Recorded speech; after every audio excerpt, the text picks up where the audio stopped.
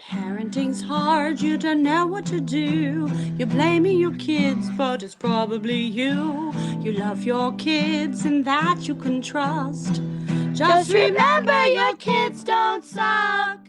Welcome to Your Kids Don't Suck, cultivating closeness with your children through non-coercive conscious parenting. We're your hosts, Cara Tedstone and Rythea Lee. Let's dive in and grow together.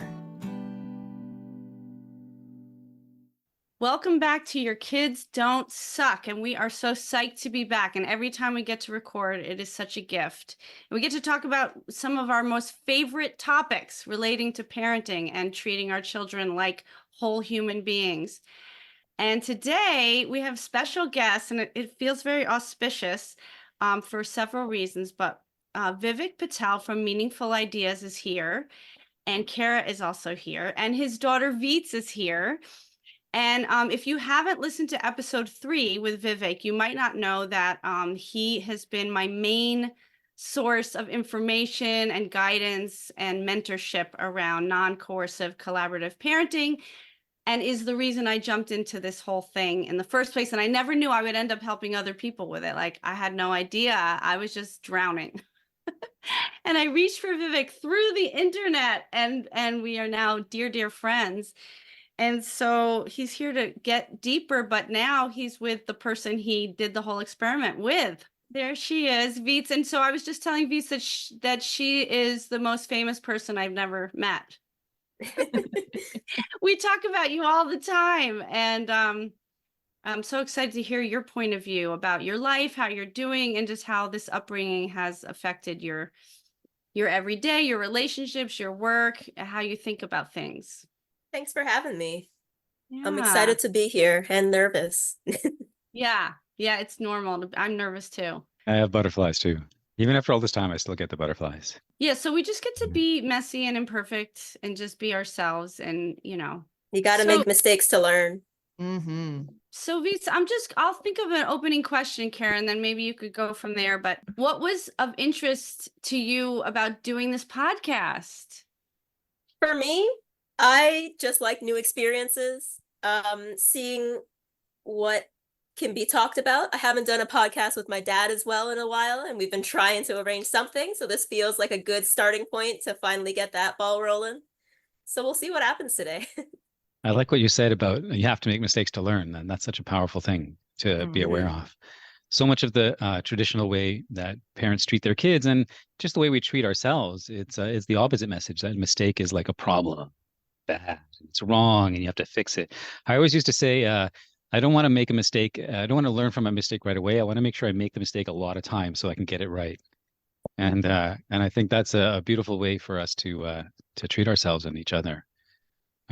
So I appreciate that you started with that right off the bat, because when you're just speaking and it's not scripted, you never know what's going to come out and what's going to happen. It's true. Yeah. Can I ask a question that is almost like diving in deep right off the bat? Like, Vivek is somebody that, like so many of us, like we listen to like a podcast. We are like, oh, he's so wise. Like, he knows just what to say. And like, we go to him, and you're his kid. And so much of traditional parenting is like parents coming at it from that exact angle. Like, my kid is my empty vessel that I will pour into all of my wisdom and lecture, and also like shame. And we hear Vivek says that's not how he's done it. So tell me, how does it feel for you to like hear him talk to you about life, about, even if it's not about non-coercive parenting, if it's about just anything, like, do you get that? Like, oh, my dad's lecturing me. My dad is just trying to tell me all this stuff. And, because that's how a lot of kids feel. For me, from what I remember, I never really felt that way. It always felt like a conversation. Even if I couldn't speak, it felt like he was giving me the options to pick between the yellow car and the blue car to see which one I actually want to get. And now we have full-on conversations and lecture each other about whatever we're talking about. We come to each other with each other's problems or whatever we need to talk about, and we're able to just freely share it and discuss as two humans instead of a authority figure or parent or whoever, wisdom giver, and the vessel instead. It's beautiful. Let me just say, one of my sayings is the magic is in the mutuality. Mhm. And Veets moved into her own place a couple of years ago now with her partner. And when she was moving in and we were packing everything up, I was saying moving in instead of moving out, because moving out has this idea that you're leaving your Yeah. home, but she never really left. It's still her home, but she moved into her own place. But when we were doing that, we were going through all of her old schoolwork and stuff and throwing most of it out and just keeping a few things. And we found this assignment from like when she was in grade 1. And the assignment said was about responsibility, and it said it had 3 questions on it. It said, "Well, who is a responsible person in your life? What are they responsible to you for, and what are you responsible to them for?" And her answer was, "My dad is grade 1, right? My dad is a responsible person in my life. He's responsible for teaching me what's right, and I'm responsible for teaching him the same thing." Mhm. And so she knew from that Nice. age that I really valued her wisdom, and not just like for show, but like I actually value her wisdom, and I learn from it, and I'm so much more myself and more true to myself as a person now because of really taking her seriously all those years. I learned about love, and I learned about myself, and I learned about communication, and I learned about so many things about myself and about life by honoring her wisdom. And like she said, now we regularly go to each other for support, and it's really a beautiful thing. So, Veets, how do you describe to other people what your childhood was like? I usually just say it's not like the traditional way of parenting. I personally don't like getting into it because then people argue and whatnot, and I'm not about that. I just like going with the flow. You don't like it? Okay. Um, and so if someone does ask me though, I then go in a little deeper and say they tried to make it as mutual an experience for learning and understanding as possible. Even if I was a kid, they'd still give me the choices, like I said before, or they tell me the consequences, the pros and cons of whatever the situation is. If I wanted to run into a brick wall, they'd say, hey, if you run into the brick wall, it's going to hurt your face. But then you'll also learn that, if you do still want to try it, you'll learn that it's going to hurt the next time you do that. Because, like, if you're playing sports, you might need to learn how that feels first before in a game, so you're not freaking out when you scratch your arm against the wall or something. I love that so much. A lot of what I feel like you give me when you talk about this relationship is so much. He's like your dad is like this wise, like, okay, let me call him and get some like reassurance. And then when you talk, it's like this like hopefulness. Like I feel like that's exactly what I do. Am I gonna have this with my kid? Like, let me pray. Like, let me just like, that is truly my biggest desire. I think a lot of us parents we're desperate for that. If we're listening to this podcast, that's all we want. So it's like really, really extra hopeful to hear you talk about how you viewed that, how you experienced that. Cause like if I'm doing that now with my kid and she can talk about our relationship like this, man, that is like I can't think of anything better. Yeah, I can understand that. And obviously, you were aware your whole life that you were being brought up differently than almost everyone else, or probably everyone else. Question mark. At some point I realized it. I don't remember when, but I remember, I think, Dad, you know a story when it actually happened, that I came home from school and was like, this is different. Wow. and it was just weird to notice. Yeah, and when her friends would come over, often when they would walk into the apartment, they would just stand in the foyer for the first 5 minutes, kind of in shock, watching us interact with each other. Because in their homes, there's all this authority and all this wrongness and all this judgment and all this control and stuff. And whenever Veets would come home from school, my wife and I we would rush to the door, and whenever any of us came in, it wasn't just that. When any of us would come home, we would rush to the door and welcome them, and like all this joy in each other's spirit and beingness was the whole focus of it, and how was your day and what's going on. And there's just this. I was just telling somebody, I can't remember who it was, but I was just telling somebody yesterday about how one of my greatest joys was I got to drive Veets to school every day for like 9 years, 10 years, like grade 12, right? So that's 13 years. And so like every day home, but there and back, we had like a half-hour car ride. And And just getting to spend that kind of time together is such a joy. And even now we text each other almost every day and send pictures of our food and send pictures of the sunset every day. And we just like are always in each other's lives. Veets calls it separately together. Mhm. Did I say it I right? love Yep. that. Yes. Oh, Yeah. is it painful not to live together, or I don't find so. I didn't find so. I still feel super close to them, and we're all still in Toronto, super close anyway. So I feel like we can see each other whenever need be. We talk all the time as if we're together anyway, so it feels very connected still. Mm. Beats, do you ever run into people who like tell you like, man, I wish I had that, like friend, like peers? Yes. And Yeah. I say I'm sorry you didn't, but you Yeah. could change that in the future if you have a child. That's right. Yeah. is it weird or hard for you that your dad talks about raising you all the time? Not anymore. At was? first, I think it was a little weird, but that's just because I'm an introverted person. I don't want people to know my name, my face, or what I do. But also, people need to hear all of that stuff as well to help them improve, grow through their mistakes and learnings and everything. So I think it's important to talk about essentially my life, for everyone to Right. hear. Yeah, for sure. It's one thing to live it. It's another thing to spread the ripples out, you know? Hmm. And from the time that Veets was very young, and I started to teach this stuff more publicly. I was always asking her if it was okay with her. I never published anything or talked about any event without having an agreement. And we would update. I would ask for the consent, and then we would update it every 6 months or so. I'd say, "Are you still okay with it?" And then if even when I got the consent, and then I thought something was I thought maybe this one's too personal. Let me ask, because I would always say, hey, you already said yes, but this one felt like it might be personal. And some of the time she'd say, yeah, this is great. Let's share that one. Sometimes she goes, you're right. This one is more personal. Let's leave that one off. And so that's one thing. A lot of parents, when they get a yes, they run with it. And for me, I wanted the yes to be truly organic. I wanted to be like, yeah, like a hell yes, like they say, And if it was a medium yes or an unsure yes, I was like, okay, well, it doesn't seem like you're sure. And I want to make sure you're sure so that we all feel cared for and safe here. So I was never satisfied with a yes or a no, unless I felt like there was real, genuine, like there was no pressure behind it, that's why I call it the organic yes and the organic no. Why do you think parents run with it? Do you want to answer that, Veets? Sure.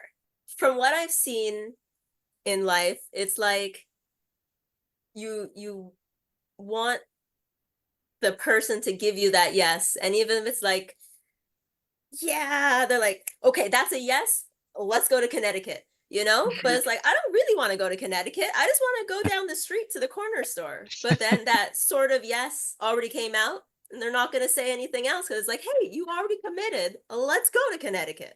But Right. sometimes you're not looking at it's a yes, but it's not really a yes, it's a forced yes or something. Right. And that has to do with parents having an agenda. Like that's a big piece of this work, is asking parents to constantly look at their agenda. You gotta, if you have an agenda, you can still keep it, but also look how your team is feeling about that agenda, because it's a team. It's, even if it is tiny human and big human, it's still a team that has to work together through however many years of life. People really struggle with applying these principles to young children. Do you have any thoughts on that, Veets? I have a young child, a 2-year-old. People are always telling me that you can't do this with toddlers. Oh, really? So, yeah, all the time. I mean, that's all I hear. So again, like you, I don't actually get into it. And Rythea always says, and I'm sure Vivek, you've said this too, when it comes to like trying to convince people about it, like, you're not trying to do that. Because they need to be open in a way and curious. People will give their opinions kind of pretty quickly off the bat, especially if I'm like, oh, I have a podcast, and then they're like, what's it on? And then, they're like, oh, but you only have a 2-year-old, usually they're like, this is crazy. So I'm curious about that, because this must have been how this happened, that you were born into this. Yeah. Right. So yeah. What are your thoughts on like the young children thing?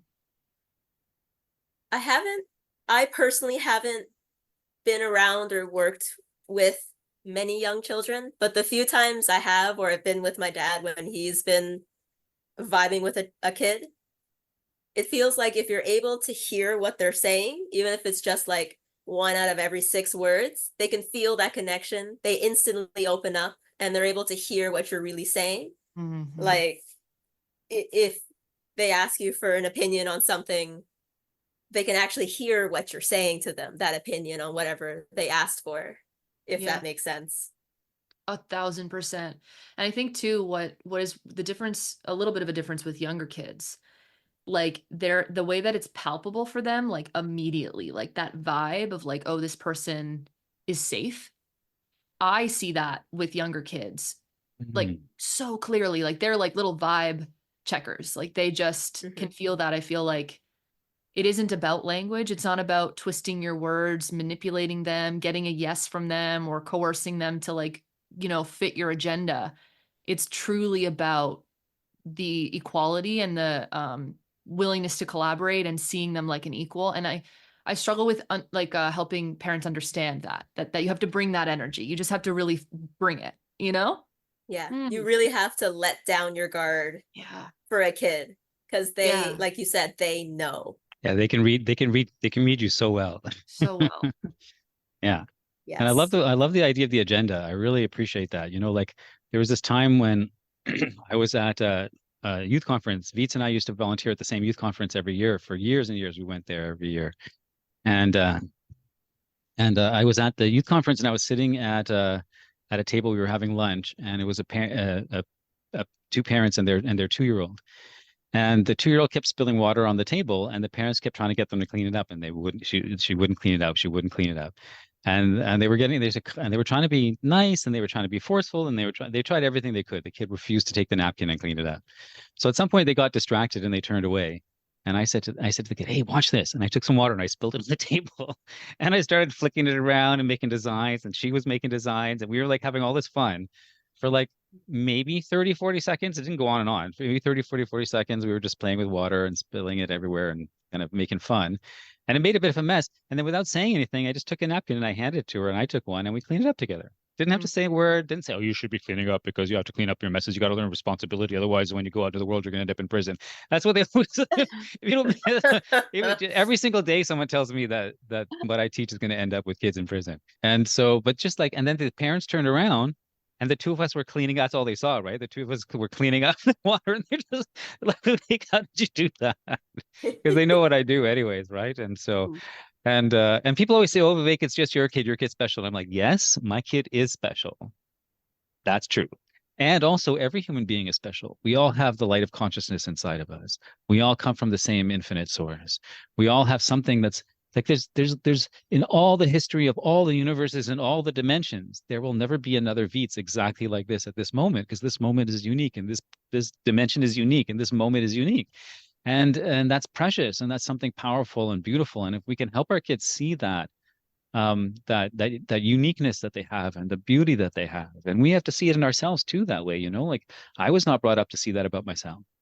And so when I ended up with Veets in my arms all of a sudden, and this consciousness, and I saw her as a fully formed consciousness, not like you said, not an empty slate, but a fully formed consciousness with wisdom and depth. I wanted her to know herself, most importantly, because I knew that if she knew herself and believed in herself, then that was the strongest foundation I could give her. Not me imposing what I think she should be, but for her to be her truest self. And so I think that's a really powerful way to approach it. But we have to undo so much of our old programming in order to do that. And I think that's where a lot of this work is the undoing and rewriting.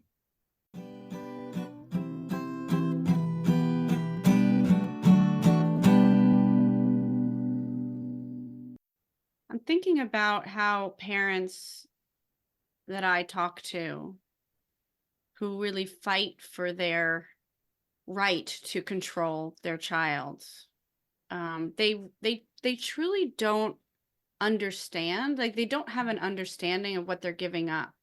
They don't get that. That's like the argue for your limitations thing. It's like, they will argue with me all day long about why I should be controlling my child, but they don't want to open to letting go of control. It's so terrifying. And I feel like that's so much of what our work is to try to shed a light on like why it's worth it, like what you get. It's like you only get one chance with that kid, Mhm. And Veets, I'm just so curious, like how you connect your childhood to your life now, like what consciously about how it's affected your choices or your relationships. And I know that's a really big question. So whatever comes forward for you. That is a very hard and good question. I'd say the main, honestly, the first thing that comes to mind, my favorite thing that my dad has ever taught me is play it cool. I say it to myself every day, no matter what situation you're in, if you can just like calm down, see what's happening, play it cool, and deal with it, you're able to do it. No matter if it's happy, sad, scary, you just need it. Even if you're freaking out, just that millisecond of calm so you can see the 3 openings that you need to go through, then you're able to do it. And I think I just try to emulate that play it cool in everything I do. It's a very simple phrase, but you can make it work for anything, I find. And another thing about if that's something that is almost like a philosophy or like something that guides you, the only way you can really use that is if you saw it modeled. And he would do it, right? So your dad being this like, hey, like play it cool, right? But it's like, he's got to do that. He's got to show you how to do that. He's got to show you what that looks like. He's got to do that when he's frustrated, upset, in pain, in times of conflict with you. Like, to actually be able to live by a philosophy, your parent has to show you how. And like, that's what makes that powerful. It's not like, oh, my dad like gave me this bit of advice, play it cool. It's like, okay, I can find that on Google, or ChatGPT can tell me that. But you learned how to do that and you can implement that now in your own life. Like, that's deeply touching to me. Yeah, I definitely modeled some of my coolness, playing it cool, from my dad for sure. Yeah. And my mom as well. They have very different versions of playing it cool, and I've used both to help me through life for sure. And Vivek, I wonder, like, that's your process. That's that's you dealing with your triggers. That's you navigating stressors. That's you looking internally to find a way to like navigate big feelings, right? I wish I'd even heard of the word triggers when Veets was born.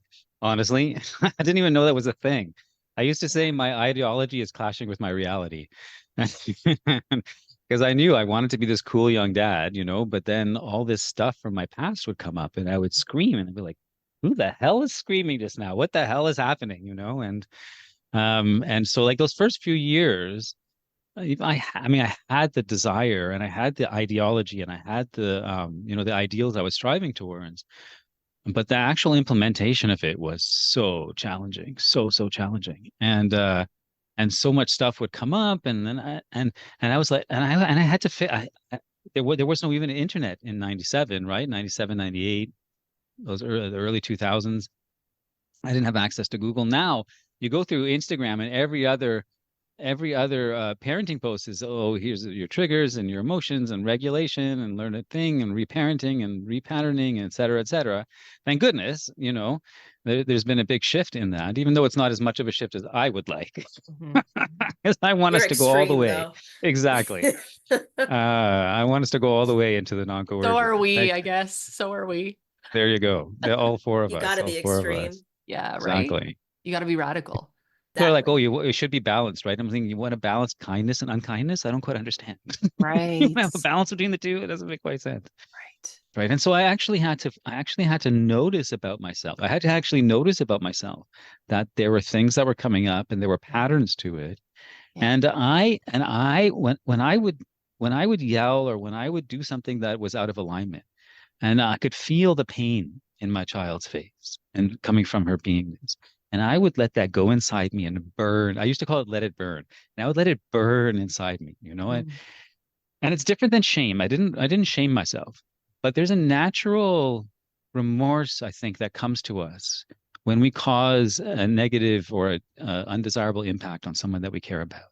And I think that's that's part of our conscience, and I think that's a beautiful thing. I let that feeling burn, and I would let that burning feeling, I would let that remorse lead me to what need to be healed. I would always think this is where you need to love yourself more, Vivek. That was the conclusion I came to over and over again. This is where you need to put more love. This is where you need to put more love. This is where you need to put more love. And the more I did that to myself, the more I was able to let that come out and be the center of our relationship. Because yeah, it's an inside out. It's definitely an inside out journey.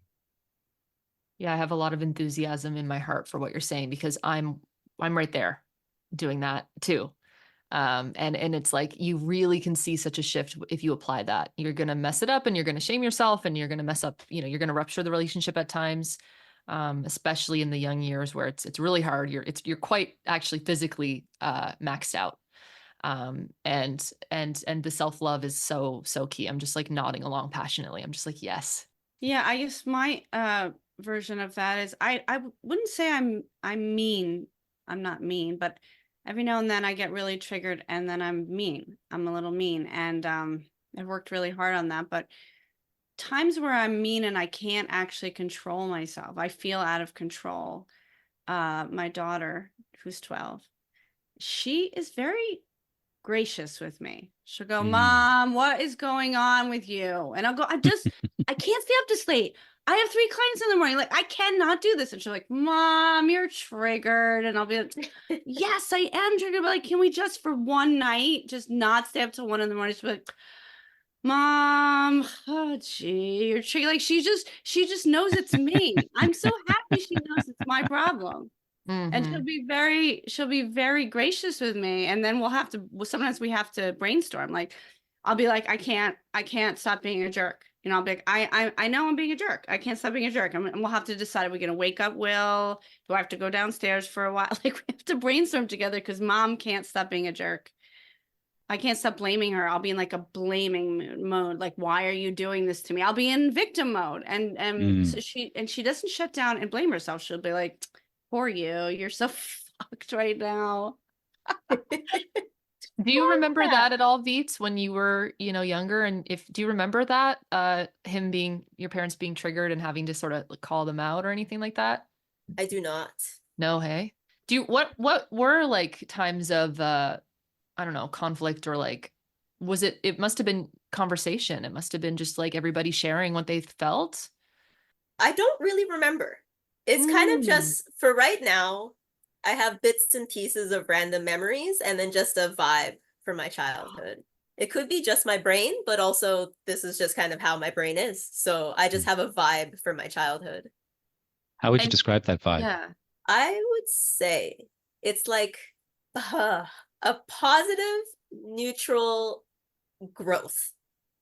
I wonder could you say any more about that? Like, I'm trying to think. This is a question I haven't been asked. I remember the kind of general history of my childhood as like a positive learning experience. There were definitely difficulties. I feel like school probably overshadowed most of my parent issues. So then anything at home was just positive, or my neutral space that I needed to get away from the outside world that was crushing me. And then I would be able to learn and feel and be positive or neutral, like I said, whatever I needed in that day at home, and learning from them. And that went all the way till grade 12. Wow. And now, but differently now. I have so many questions. Me too. Like, we're going to be here for 7 hours. I'm sorry. Let's do it. It's a full Dungeons and Dragons it's game right now, you know?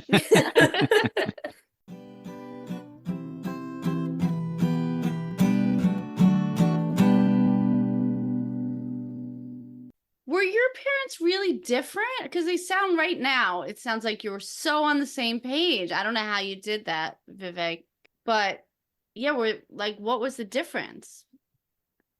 It was just personality. They did everything the same though. From my memory, what I've been told, because I was too young to know, / I was also in the womb. They said they came to an understanding. They both wanted to parent this different way and not bring back the past that they experienced and bring in a new future for people. Love that. Yeah. My wife is from Trinidad. My family's from India. So both very old school traditional traditions that we come from. And children are to be seen and not heard, and they're put in their place. And in Trinidad, her this didn't happen to her because she managed to avoid it, but her brothers would have to go out and pick the branch off the tree that they were going to get smacked with, right? And so there was this kind of, we both had this kind of, and I was hit by my dad like all the time when I was a kid. And I can still remember the day that around I was 15 when I knew he couldn't hit me anymore. I remember how my whole life changed in that moment. I kind of went off the rails at that point and I became really aggressive because all that repressed experience of being bullied at home, bullied at school, and then all of a sudden I had this like different sense of my personal power, but it wasn't a healthy personal power. It took years before that personal power became healthy, and so we both were like we just can't we could never live with ourselves, if we repeated that cycle. And plus I felt the loss of relationship with my parents, especially with my dad. I felt that, and I was like, more than anything, I don't want that, And I always used to ask myself, if I do this thing, will she want to hang out with me when she's 18? That was one of my biggest questions, If I take this cookie from her, why would you want to hang out with somebody who just took a cookie from you and said you couldn't have the cookie? Why would I want to hang out with somebody who did that? So people think, oh yeah, it's so basic with me, but it's not. This whole philosophy has come from simple questions like that, seemingly simple questions like that, but it's deeper than just, will you want to hang out with me at 18? It's like, how do we want to treat each other as human beings? What are my deep values? What kind of relationships do if I really think about what kind of deep relationships I want, what does that really mean? How are we going to engage with ourselves and with each other so that, because, I figure like I want to change the world. I want to make the world a peaceful place. I want to bring peace and end the violence and the hatred and the prejudice and everything and the oppression. And if I'm not doing that work to dismantle those systems in my home, then the stuff I'm doing outside the home is, it hasn't got a real foundation. It hasn't got a strong foundation to it. And then anything that we build that doesn't have a foundation, even if it looks beautiful, if you poke at it and there's no foundation, it's going to fall apart, And so I wanted to make sure that we were dismantling all those oppressive systems in our homes right from the very beginning. And so my wife and I both had that same, we just like brought together by the universe. We both had that same really strong desire. And we saw one or the other of us going out of alignment. And Rythea, you've talked about this with your partner. We would poke the other and say, hey, this seems like maybe you're pushing too hard in this direction to get your agenda met. Oh, okay, thank you. I didn't realize. Thank you so much. I remember one time when Veets was like 2 or something like that, and I lost my mind and I said, "Go to your room," for something or the other. Sorry, and and my wife just put her hand on my shoulder and she said, "Vivek, we don't do that." I was like, "Oh, you're right. Oh my God!" And I ran after her and I picked her up and said, "I'm so sorry. I'm so sorry." And we hugged. Hugged it out. But Veets, honestly, you when you asked about the She's shaking well, her I was head. just going to say, like those moments, honestly, after the first couple of years, those moments were few and far between. Right. Because we put in so much work. Right. Like one of my mom's sayings is there are no coffee breaks. Like there's no break. We just constantly working on it every single day, watching my mind, writing out what's going on, reflecting on it, thinking about my values. Wow. Loving the parts that were in pain, and just over and over and over without relentless. Because I knew that if I let those patterns go on, they'd still be going on to this day. And I was like, fuck that. That's not what I want. I want something different. So after the first couple of years, we started to really find a rhythm as a family, and it just kept growing and growing. And now when people spend time with us, they're like, they watch us interact, like it's hard for them to get. They're like, even her partner and her best friend have said, sounds like they're speaking a different language.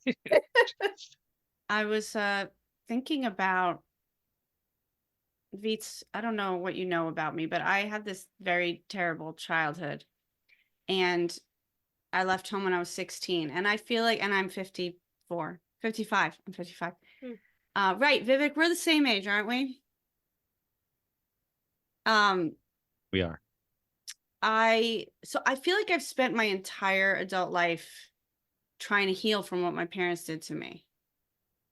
That's what I spent almost all my time doing. I mean, you know, and not repeating the patterns takes a lot of work, and it's very related to everything that was done to me and all the harm and all the pain in my body and my psyche and how I treat myself and my health and all the things I do to compensate from the things that happen. And it's so hard for me to imagine someone's life that's not about that, because I'm also a therapist. So like all my clients are working on that. All my friends are trauma survivors and have had horrible childhoods, because I like to be around people like that. It makes me feel seen. And just like what it could be like to not spend your adulthood on that. I want to hear anything about your life, about what your life is like, what the focus of your life is. And even if you struggle, of course you struggle because you're human. Just anything about how you're doing. For me, I'd say I don't have parental trauma to deal with, but I still have, 13 years of terrible school to deal with. By essentially from grade, kindergarten? No, grade 1, we'll say, all the way to grade 12. I had 3 nice teachers. Majority of them bullied their students, would like scream at them for nothing. They need to go to the washroom. In grade 1, I still remember it. My friend needed to go to the washroom. The teacher said no. So she peed her pants. And this is me just having to remember all these little things from school, all the little nitpicky things that these teachers pushed us with and stabbed us with in our hearts and our brains. And then I'm at work, which was also terrible, job after terrible job with terrible people and terrible systems. And I just have to deal with all of that. And I was just thankful I could come home to my parents, now also my partner, and just vent about these things, cry if I need to, punch things if I need to, because it is so difficult to get past those little things. I try not to spread it out onto other people, because that's what I was taught. Try to talk to the pillow or whatever if I need to, instead of yelling at my poor sales associate teammate who doesn't deserve me yelling at them because of 5 years ago when my ex-boss yelled at me for something. You know? Yeah. Sometimes I hear the argument that you should absolutely use force, coercion, shame, and control in your parenting, because if not, they're not going to be used to it. But the argument that you're making is that, like, you don't bubble wrap your kids and keep them inside of your arms for their whole lives, but you create a container for the stuff that inevitably happens. I would say a fortress, more so. Like, you can open that door, walk in, and shut it, and you're safe from whatever's the catapults are throwing at you. You know, you got to stay in that, behind that positive wall in this case. I totally dig the image of a fortress. I can totally see it, at the big walls and the warriors on the top with the arrows, and the advancing army is coming in, trying to get in, and when we're in there battling the world together. I love it. It's such a great image. I'm totally I've been watching a lot of Star Wars and Dungeons and Dragons shows again, so that's the image that's in my mind right now. I love it. I'm going to be seeing that for a while. That's great. I'm going to start using that, actually. I like it. Create a fortress. Your family is a fortress for your kids, and for all of us, really, because we all mutually cared for each other, right, and supported each other. But as the parents, you start out creating that environment and the community structure, and to make it feel like a safety, a fortress of safety, a fortress of where you can be yourself, and vent, like you said, vent about the world. And because the world is always going to be there's always going to be hard things for us to deal with in the world, and there's no escaping it. But that fortress gives us the safety, and inside that fortress, we can do training and we can learn about the skills to deal with the pain outside of the fortress. But we don't have to have pain in the fortress in order to learn about it. Right. I love it. I totally love it. Yeah. Right. The idea is I need to hurt you to prepare you for being hurt, which does not make any sense. But that is the mainstream thinking. Yeah. And people aren't really thinking when they say that, they're not really thinking, Like I always say, people, okay, if you want to prepare your kids to experience pain and frustrations and obstacles and coercion and consequences in the real world, what are the actual skills that they need in order to do that? What are the mental skills, emotional skills, personal relationship skills, understanding of systems skills? What are all the skills? Did I say emotional relationship with self? What are all these skills? And then once you outline what all the skills are, and attitudes and knowledge, once you get all that, how do you pass that on? How do you teach it in an effective way so the kid ends up with those skills as their own, not just like on the surface where they're just repeating behavior, but they actually have integrated those skills in a way that actually makes sense and they can use it and it empowers them. And I mean, people who say, oh, you got to be tough on kids because it's a tough world have never even thought about that kind of stuff, you know? Because as soon as you think about that stuff, you realize, okay, being tough, it's like I'm a martial arts teacher and I teach self-defense. And if someone said to me, Vivek, teach me how to not get punched, I wouldn't just punch them in the face hoping they figure it out. That's what giving consequences is, right? Give them consequences so they'll learn to deal with consequences. But no, I would actually teach them the skills, how to move their body, how to anticipate the punch, and then we will practice in a controlled, safe way in a situation where they trust, so that they can build those skills. And then they go out. As how many of my students would tell me that the way that I taught it saved their life over and over and over again, or they were able to save someone else's life or protect someone else, because the teaching happens in a gradual and safe container. Even if you're learning unsafe things or how to deal with unsafe things, it makes so much more sense to me. I'm glad you said that, because if people haven't been listening to our podcast, but they somehow find themselves on this one, I think it'd be good to talk about what your household was like. Like, what does it even mean to be a non-coercive collaborative household on a daily basis? Just maybe just some examples or habits or patterns, or I don't know. I don't really know. We just kind of lived. That's the best way to say it. We just went through life together. Dad, you were a more fully formed mind back then. differently formed. Differently. And yeah. Well, I tell you, one example is the kitchen. I love our interactions in the kitchen. When we're in the kitchen, there's this whole dance that happens. You know, we're all making our own food, and the fridge and the stove and the toaster oven and the microwave. And anytime I open the fridge, somebody will hand me something to put in the fridge or ask me to take something out of the fridge. And we're always making sure that in the kitchen, when we're all in there, we're supporting each other. We're making sure that each person's experience is one of ease, and that everybody knows that we can ask the other for help, or offer it before they even ask, so that we're anticipating each other's needs and anticipating how we can help each other. Every time Veets would go into her room, because she liked to spend a lot of time alone, one of her sayings she would always say, "Let me know if you need anything. I'm going into my room. I need some time alone, but let me know if you need anything." So there was always that sense that I'm taking care of my needs, but even in there, I'm still attending to caring about you and the other people in the community. And people have even commented watching us in the kitchen when they've come over to visit, watching the dynamic of how we work with each other in the kitchen. And sometimes there'd be like too much going on, and we didn't have enough counter space, and there wasn't enough room for one person, and that person would stand just outside the kitchen, so they were in the way. But not wouldn't go away. We would still be there together because we enjoyed being together so much that we would still, like, I would sit on the chair. I called it the chair because, the chair is where we make the bad kids sit, right?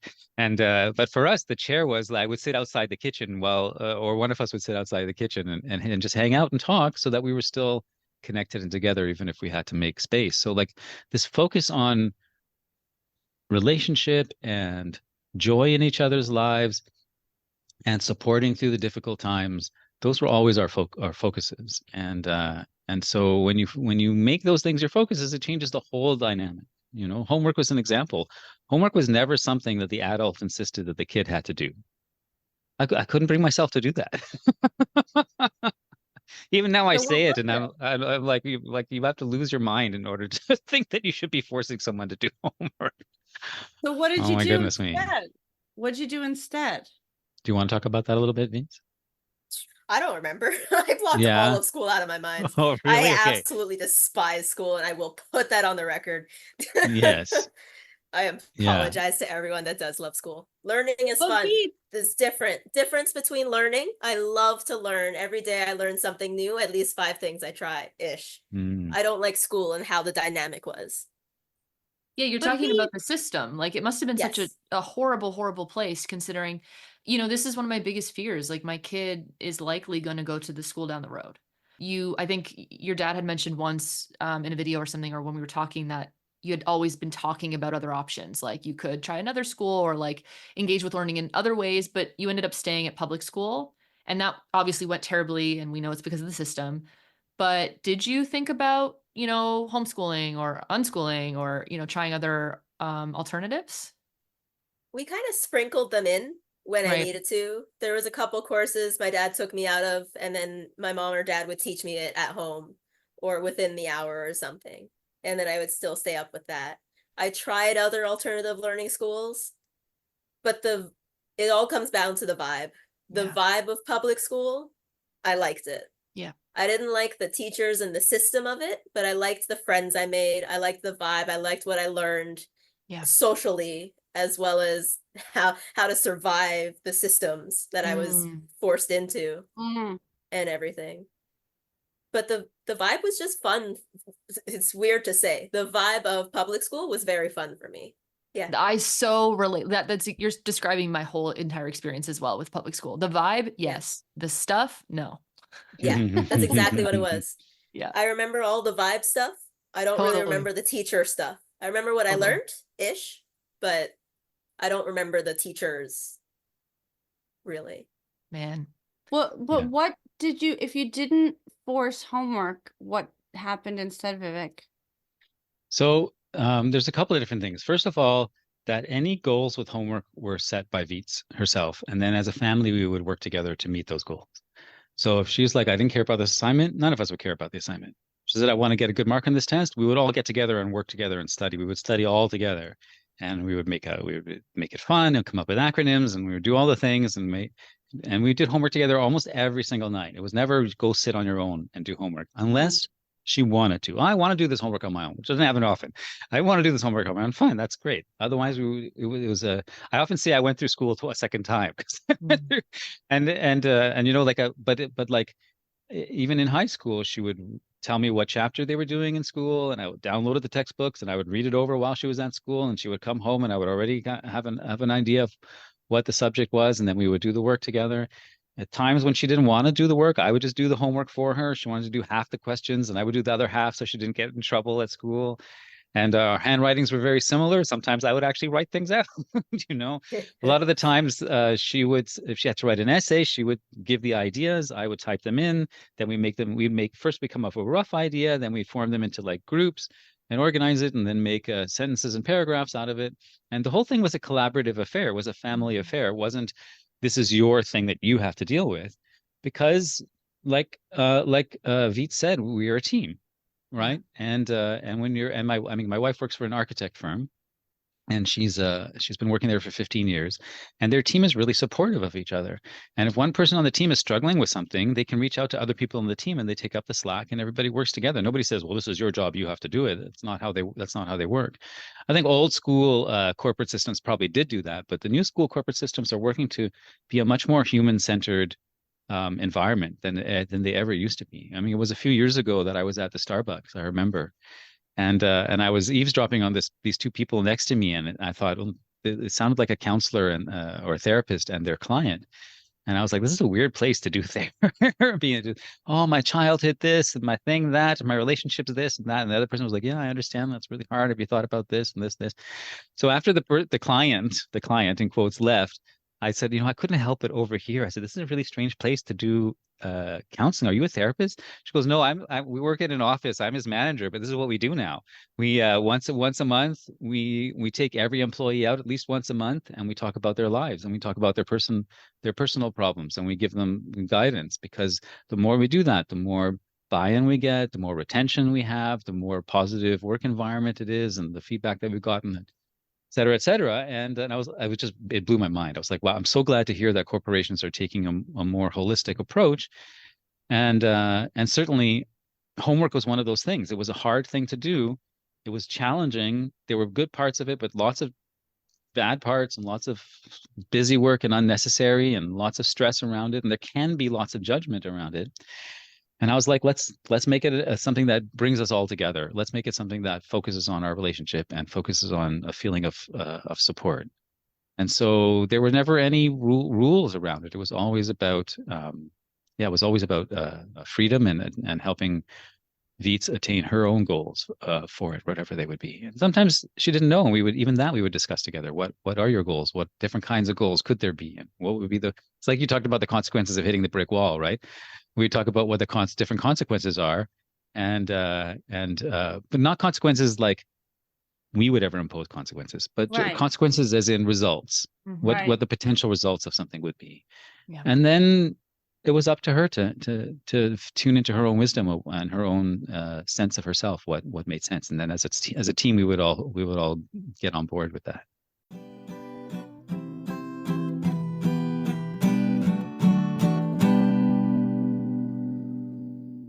Well, okay, I'm bringing up a really touchy topic, and we don't have to go here. This is just if you feel like it. But like, Veets, I'm sure you know, like the big thing right now is screen time. Like everybody's completely triggered out of their minds about children and screen time. And I get the feeling that you didn't have screen time limits and that I remember seeing something where you said, I can't remember if you two were talking on a video. I can't remember how I heard you say, oh, the internet is the best. That's what you said. You said, oh, I love the internet. It's the best. And so hasn't it destroyed your self-esteem? Aren't you a major internet addict? Don't you never go outside? You don't know how to be in nature. Don't you hate your body? Aren't you ruined from this modern day thing? Completely. No, I'm kidding. I still absolutely adore the internet. I think it's the best library without going to the library. My favorite thing is to read, but books are so expensive now.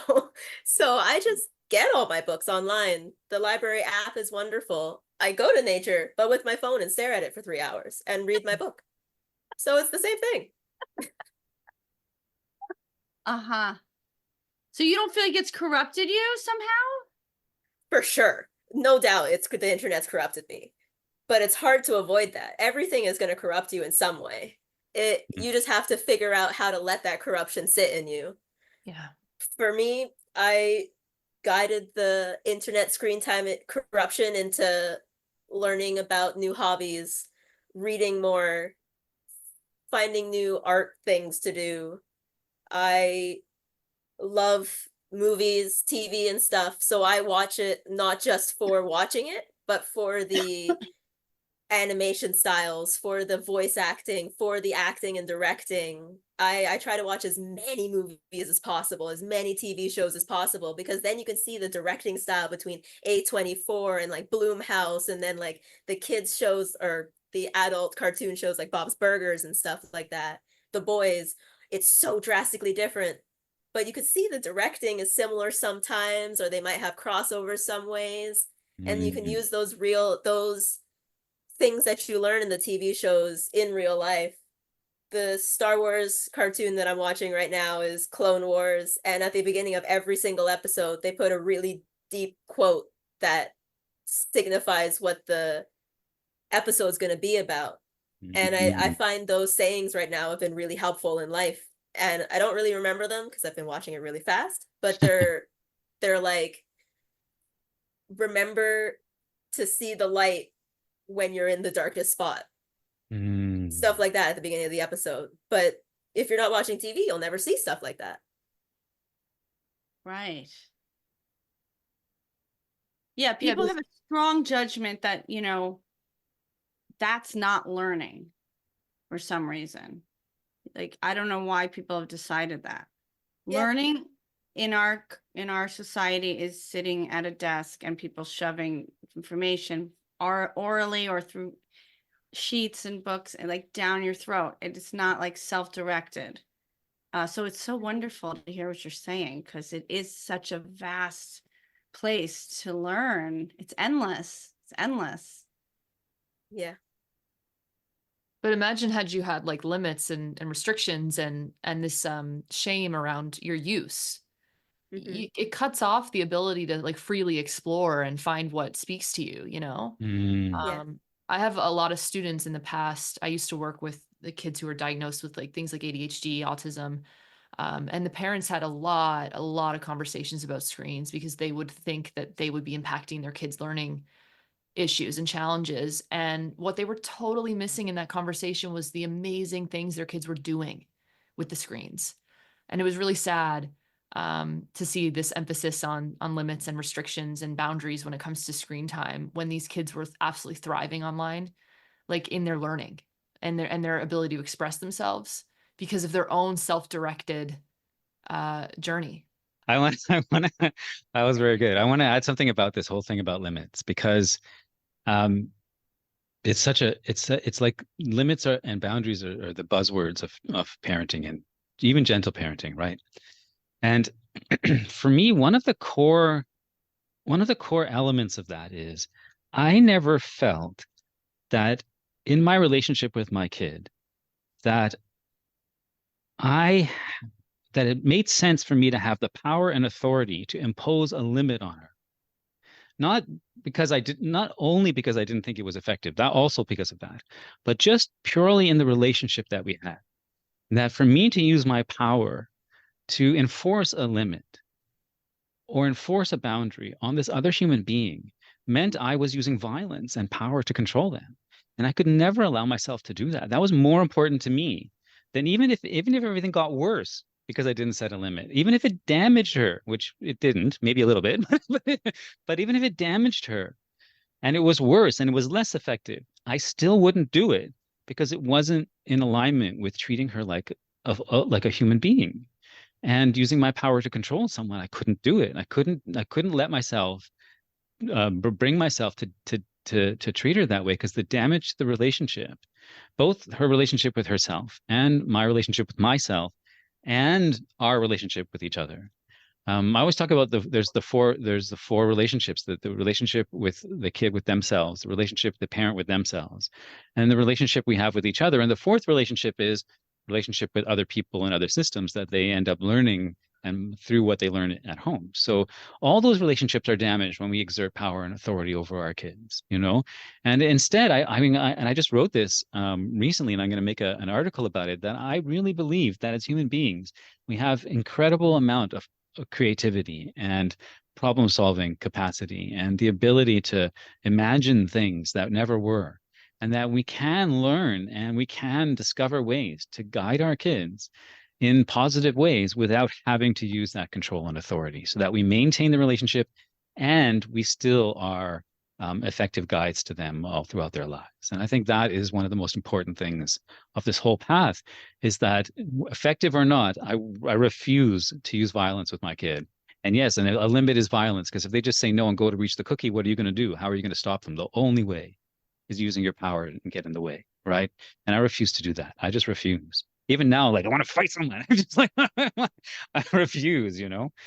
So Well, you really have to get that you're hurting yourself. Like people that parents, when you do it, when you force your child, you're hurting yourself. I mean, when you mm, really start to break it down, when you hurt your kid, you're hurting yourself. But we're so numb to it. We're just so in our heads about it.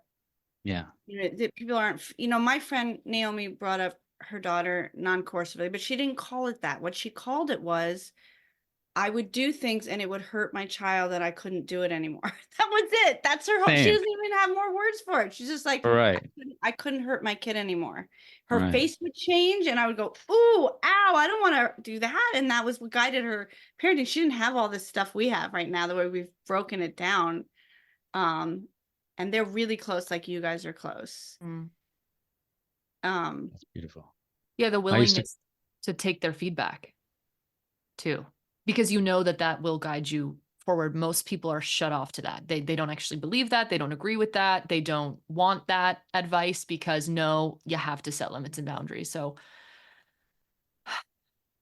I wanted to tell you all that I make videos about parenting all the time. And I have to say, it's getting harder and harder for me to talk about my kid because I don't have that much to say. Kind of like you saying, I don't really remember my childhood. It's just the vibe. Like we have so little conflict at this point. I've now finally, we're kind of peace about bedtime finally. I don't have that much to say. We're just friends. Like we just hang out. We have fun. We don't know. We talk about it. It's not even hard to talk through. I mean, it's just becoming so flowing. I don't even have many stories to tell, except that she's funny. She's very funny and she says funny things. She's super hilarious. So I have stories about that.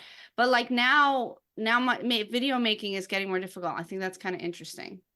Mm. I'm just like, I don't know. Things are cool. We're psyched. We love each other. You know, it's harder to say, you know, she wouldn't do this. And then I had to do that. The thing is, she is starting school. I mean, the plan is that she's starting school for the very first time this fall. And I've been Mm. working on my non-attachment to the outcome. I'm like, if she goes and she lasts 3 days, that's cool. You know, I'm working on letting go of the outcome. If she, you know, I think it'd be good for her to do a year, but she knows better. She really knows better. And I'll be there to support and help her figure out what the next move is. That's going to be big. That's going to be really big. Mm-hmm. I think it's also important to talk about the friendship side of parents and children, because people hear about it, but they don't see it as often. This is a perfect segue into what I was going to ask you, Veets, which is like, what is it like for you to see other parents parent the traditional way with authority and control, especially now that you're in your late 20s? So it's like, I mean, I don't know if you think about having your own kids ever in the future, but there's just something about becoming, older and older and watching people parent, especially growing up with this. What's that like? Mm-hmm. Sometimes it kind of hurts to watch, because like y'all were saying, you can see the break in the child's eyes. Yeah. And it's just terrible to see a kid be sad or in pain in some way, even if it's not physical. And me and my partner always discuss how to not do that in the future, what we're going to do, how we're going to not be like our parents, and how we are going to be like our parents, and how to change certain things or continue what they were doing for when we bring in the spawn of us in the future. So a spawn is maybe in the future. Definitely. I want 1 or 2, and my partner wants like 8. So we've settled on 2 or 3. Yeah. Cool to imagine it like a generation, like a couple generations down, right, Vivek? Yeah, for sure. For sure. Even when we were in the early days, I always knew that this was like partially us, but partially generational shifts were happening, and global too. Like I really felt like we were making decisions that were going to affect the whole world at some point, because people just don't treat each other this way very often. I mean, I think the internet has helped spread the word a lot more, which I think is a wonderful thing. Another wonderful thing about the internet, it spread the word a lot more about. Yes, exactly. You got to be on the screen to get this new knowledge. How else would you get it? That's it. Yeah, you got to get on the screen.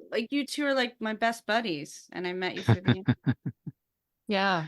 That's the thing. I mean, like you can have all these ideas, but if you can't connect to other people and cultivate community, I mean, you're not going to do it when the world is 99% authoritarian.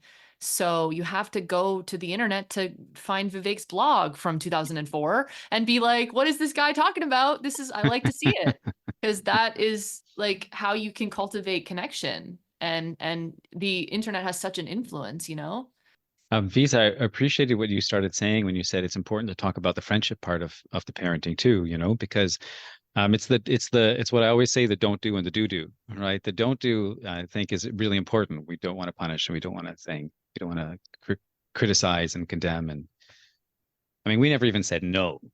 It always makes people's eyes go wide when I say that, but we never even said no, unless we really had to. Like when my back was hurt, I couldn't have her climbing on me. I would scream in pain. So there was this kind of a no, but it was like not me saying no to her. It was the backache saying no to both of us, right? And that's a very different thing. But again, in order to say no to someone else, you have to have the authority to do that. But the other side of it is the do is creating that relationship of connection and joy and celebration in each other's lives and mutual respect and support.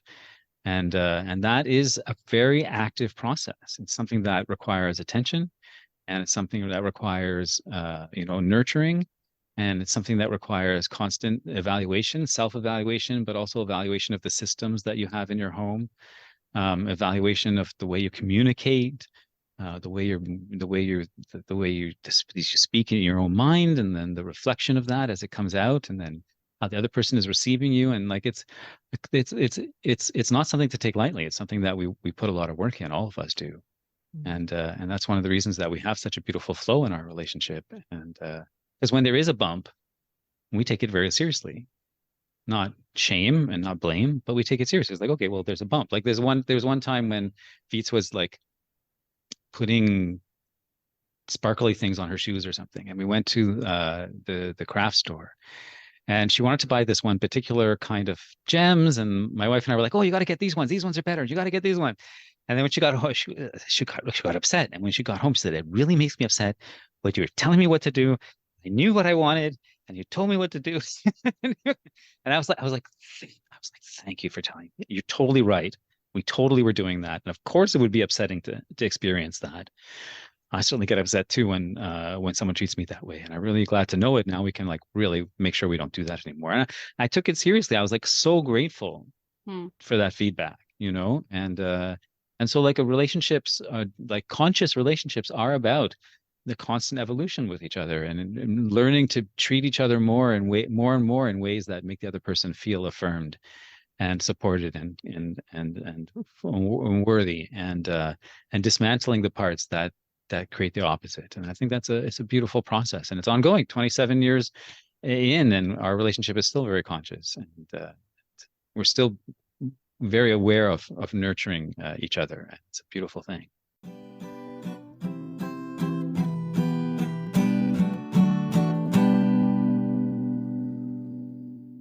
There are several podcasts on this podcast series where Cara and I model what it looks like to track our triggers as parents, because it is so darn triggering. And for me, with heavy trauma, it was very triggering, and it has been for a long time. It's better now. The triggers are a lot better now that she's 12. Although I don't know, she's going to be a teenager. Maybe that's going to hit a whole other level of stuff for me. I have no idea. But we're talking about choosing this lifestyle and choosing not to punish, but a lot of times parents are triggered out of their absolute minds, and they take everything personally. That's what I see so much. Sometimes my kid says things to me that are really about her, and I know that. And so I just like stay really open to it and get really curious. Sometimes I make jokes. Sometimes I ask her about it. Like, I've really trained myself to not take her lashing out even as lashing out. I just see it as her, like you call it, reaching out. I take it as her showing me where she's in pain. That is years and years of therapy and skill and self-analysis and self-inquiry to not take her stuff personally. So it's a very, very difficult thing, what we're talking about. It's very hard for people. Yeah. Intellectually, like just to get that it's possible, and then emotionally, and then spiritually, and then psychically, it's a journey. It's a really, really hard journey. And we're trying to help people see there is a path. There is actually a path. Veets, I wondered if there was anything else you wanted to share before we close. I don't think so. I feel like just saying it's going to be a bumpy road, but it'll get less bumpy as you keep going. And y'all will go through that journey together, and it'll just, hopefully you can stick it out together, I don't know why, like, that's exactly what I needed to hear you say, and you said it. But that really does. I think especially something that stuck with me was your emphasis on the vibe, and that's the memory you have, the imprint of your collective family system, how it's been wired, and how it's left you with memories and the impression that you have. Like, that gives me so much hope, because even amongst the conflict, like, all you can really recall is how you moved through that with mutuality and respect. Like, it's amazing to hear. For me, I'm just a girl trying to get through this chaotic life, and I'm happy to have my parents along for the ride with it, so I can get, like I said, into that fortress if I need to. Yeah. This is awesome. Yeah. Thank you Thank you so both so much. much. Thanks for Thank you having so us. much. Like, I want to hug everybody. I always say that. I really do, though. That was amazing. That was really touching. I loved going back and forth with you, Veets. It was so fun to share our ideas back and forth with each other. And I love every time that we explore things together. And I've written so many articles and I've made so many videos about this process because it's beautiful and parts of it that are simple, but it's also extremely complex. And I have over 200 videos on my YouTube channel and hundreds of articles on my Facebook page. And I'd love everybody to follow me at Meaningful Ideas is my social media handle. Meaningful Ideas on Facebook and Instagram, TikTok, Twitter, and Threads too, even though I don't post on Threads very often, and YouTube, where like I said, I have over 200 videos and it's getting more all the time. And going through the YouTube channel, if you watch all 200 of those videos, I really believe it'll just transform your entire life and your mindset. So it's really, if I do say so myself, it's really worthwhile experience. And I am going to be having some workshops coming up. So I'm going to be doing workshops on staying connected with your kids in the age of digitization, and a few other ones, and it's really worthwhile. So keep an eye on my social media for announcements about that. And some of these links will be on our notes for this In the show podcast. notes. Yeah. Fantastic. This has been Your Kids Don't Suck. You can find me, Cara Tedstone, at www.caratedstonetherapy.com and on Instagram at Cara Tedstone Therapy. On my website, you'll find links to recommended readings and a link to my Reparenting with Mindfulness workbook, available now on Amazon. You can find me, Rythea Lee, at www.rythea.com. That's RYTHEA.com. There you'll find published books, articles, and music, and parenting videos. Also, I'm on TikTok at Rythea Lee, on Instagram at Rythea Lee. You can book parent mentoring sessions with me through my website. And also I have an Advice from a Loving Bitch YouTube show that helps people heal self-hatred, and that's rythea.com/advice. It is important and essential to put our voices, Rythea and Cara, in a context. We are two white, cisgendered, straight, middle-class women living with financial and societal privilege. Because of this, our perspectives are limited and do not reflect the realities of all of our listeners. This podcast will feature guests with expertise around conscious parenting who differ in race, class, abilities, sexual orientation, and histories from us, to broaden the conversation and reflect the lives of as many people as possible. 25% of the proceeds of this podcast will go to creators of color who have been mentors and influences on our work and in our growth as parents. If you like our show, please subscribe and stay tuned for more conscious parenting advice and insights. And check out our link tree at linktr.ee/yourkidsdon'tsuck to donate and connect with us.